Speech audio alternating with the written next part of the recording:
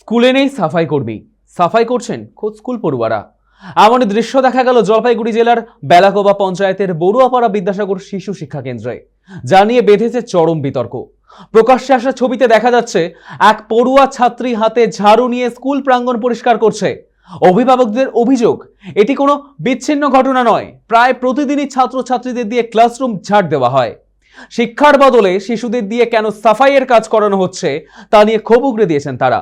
অন্যদিকে স্কুল সহায়িকাদের বক্তব্য, স্কুলে কোনো স্থায়ী সাফাই কর্মী নেই, তাই বাধ্য হয়ে মাঝের মধ্যে পড়ুয়াদের সাহায্য নিতে হয়, যদিও একাংশ দিন তারা নিজেরাই কাজ করেন বলে দাবি করেছেন।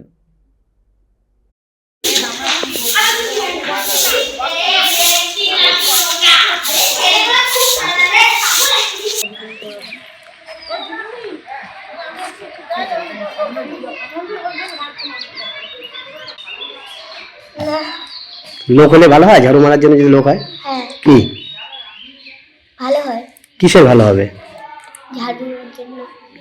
ঝাড়ুর জন্য কি লোক যদি ঝাড়ু মেরে দেয় ভালো হবে? লোক নেই, ঝাড়ু মারার লোক নেই।